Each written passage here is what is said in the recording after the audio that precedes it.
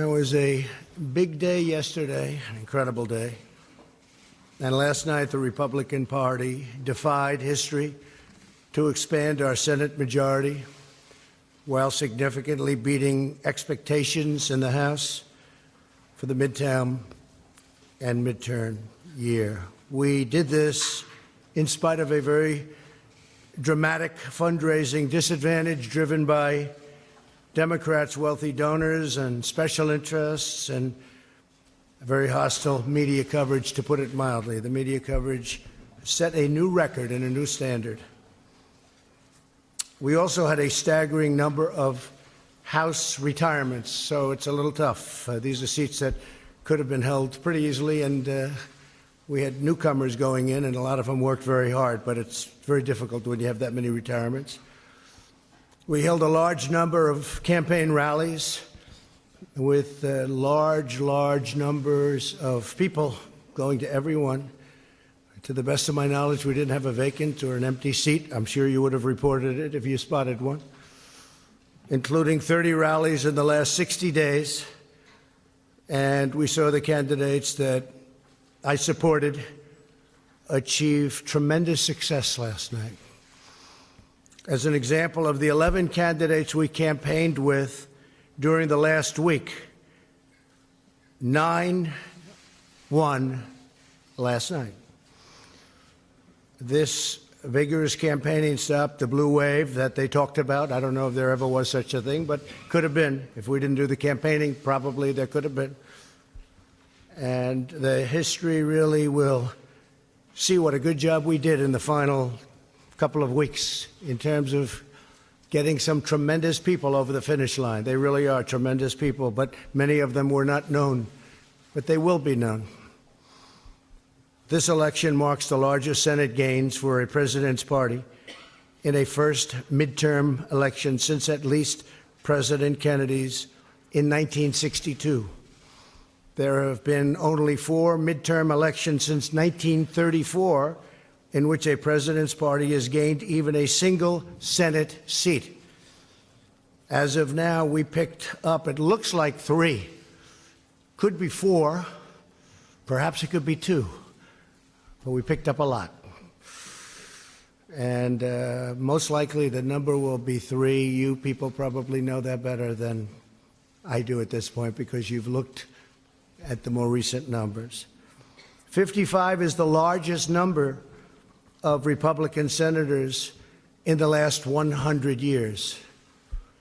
In the last 80 years, a sitting president's party has only gained a cumulative total of 8 Senate seats, averaging 1 per decade.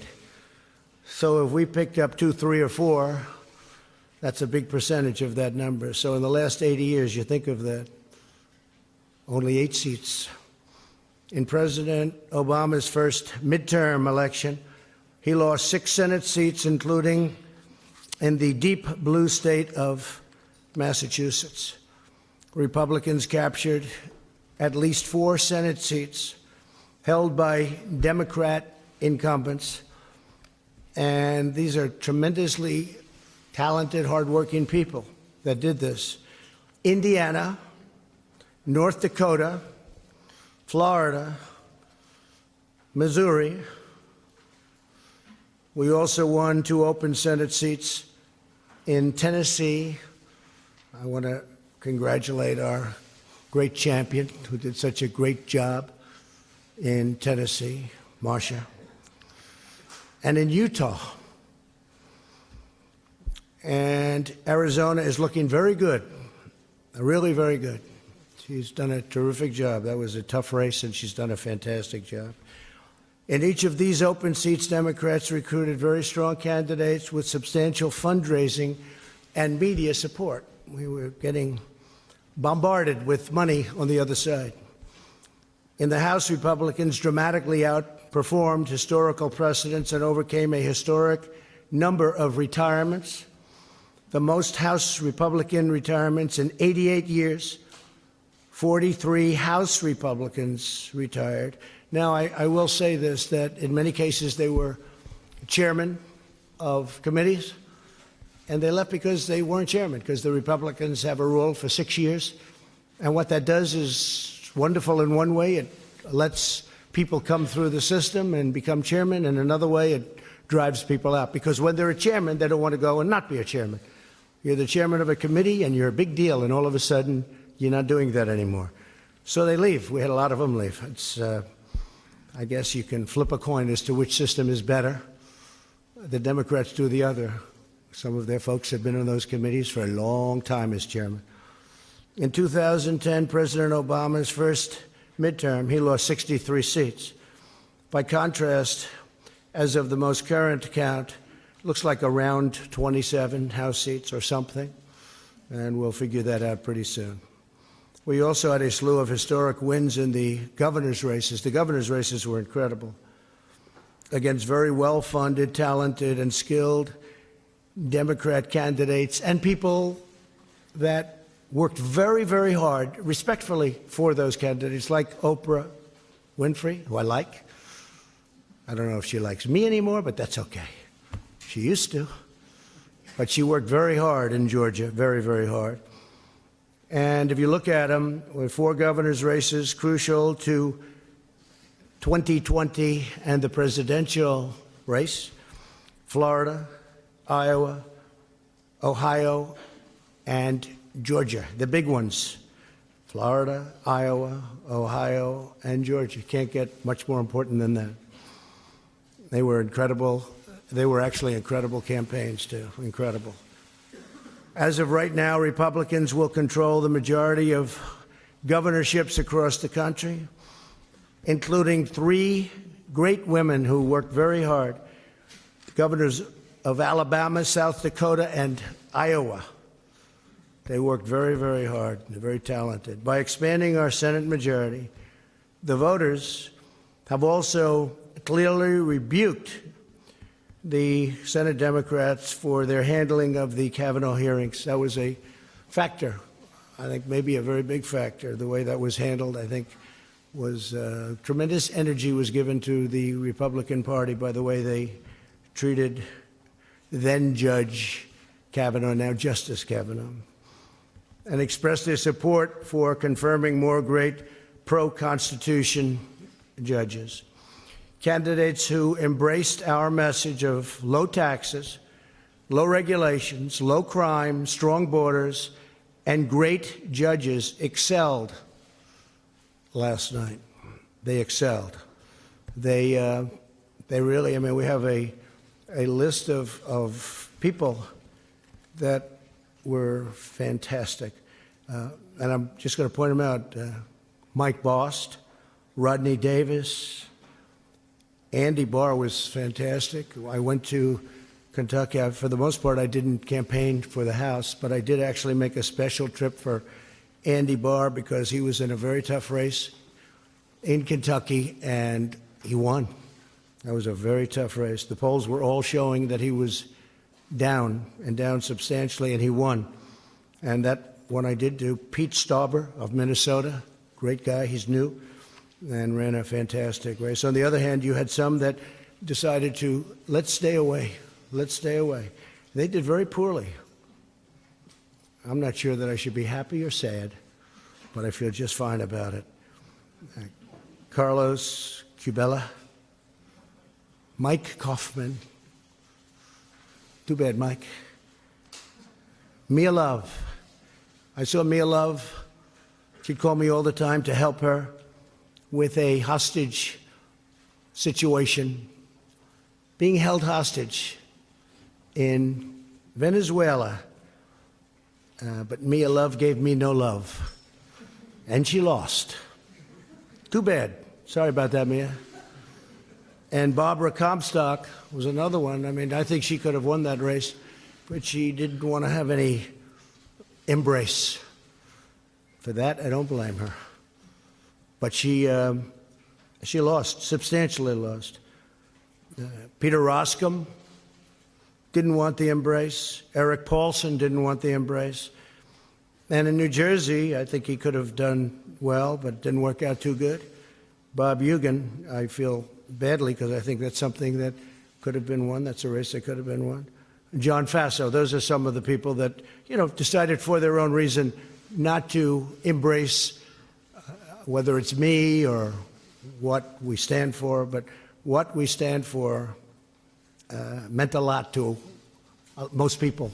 And we've had tremendous support, and tremendous support in the Republican Party, among the biggest support in the history of the party. I've actually heard at 93% it's a record, but I won't say that because who knows. But we've had tremendous support. America is booming like never before, doing fantastic. We have Larry Kudlow here, and he said the numbers are as good as he's ever seen numbers at any time for our country. But he's a young man, so he hasn't seen that many numbers. Where's Larry? You're a young man, right, Larry? And you haven't been doing this too long, but they're as good as you've ever seen. And we may have, if you have a question for Larry, we'll do that. But I want to send my warmest appreciation and regards to Majority Leader Mitch McConnell. We really worked very well together. We have been working very well together. We actually have a great relationship. People just don't understand that, which is fine. And also to perhaps, looks like, I would think, Speaker Nancy Pelosi. And I give her a lot of credit. She works very hard, and she's worked long and hard. I give her a great deal of credit for what she's done and what she's accomplished. Hopefully we can all work together next year to continue delivering for the American people, including on economic growth, infrastructure, trade, lowering the cost of prescription drugs. These are some of the things that the Democrats do want to work on, and I really believe we'll be able to do that. I think we're going to have a lot of reason to do it. And I will say, just as a matter of business, I was with some very successful people last night. We were watching the returns. So if the Republicans won, and let's say we held on by 2 or 1 or 3, it would have been very hard out of that many Republicans to ever even get support among Republicans, because there'll always be 1 or 2 or 3 people that, for good reason or for bad reason or for grandstanding, we have that too. You've seen that. You've seen that, plenty of grandstanding. But for certain reasons, that many people, you're always going to have a couple that won't do it. So that puts us in a very bad position. In other words, had we kept, and this is no, I'm saying this for a very basic reason, it's common sense. It puts us in a very tough position. We win by 1 or 2 or 3, and you'll have 1 or 2 or 3 or 4 or 5 even come over and say, you know, look, we're not going to go along with this. We want this, and all of a sudden we wouldn't even be able to get it in many cases out of the Republicans' hands before we sent it on to the Senate. And now we have a much easier path, because the Democrats will come to us with a plan for infrastructure, a plan for health care, a plan for whatever they are looking at, and we'll negotiate. And as you know, it's been very hard in the Senate because we need essentially 10 votes from Democrats, and we don't get those votes because the Democrats do really stick together well. I don't agree with them on a lot of policy, but I agree with them on sticking together. They stick together great. So now we go into the Senate. We don't have the 10 votes. And what happens? It doesn't get passed. Even if it gets out of the House, it doesn't get passed. So under the new concept of what we're doing, I say, come on, let me see what you have. They want to do things. You know, I keep hearing about investigations, fatigue. Like almost from the time I announced I was going to run, they've been giving us this investigation fatigue. It's been a long time. They got nothing, 0. You know why? Because there is nothing. But they can play that game, but we can play it better, because we have a thing called the United States Senate, and a lot of very questionable things were done between leaks of classified information and many other elements that should not have taken place. And all you're going to do is end up in back and forth and back and forth, and 2 years is going to go up, and we won't have done a thing.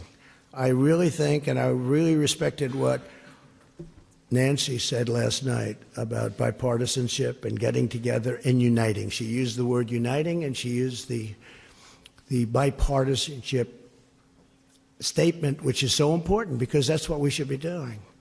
So we can look at us, they can look at us, then we can look at them, and it'll go back and forth, and it'll probably be very good for me politically. I could see it being extremely good politically because I think I'm better at that game than they are, actually.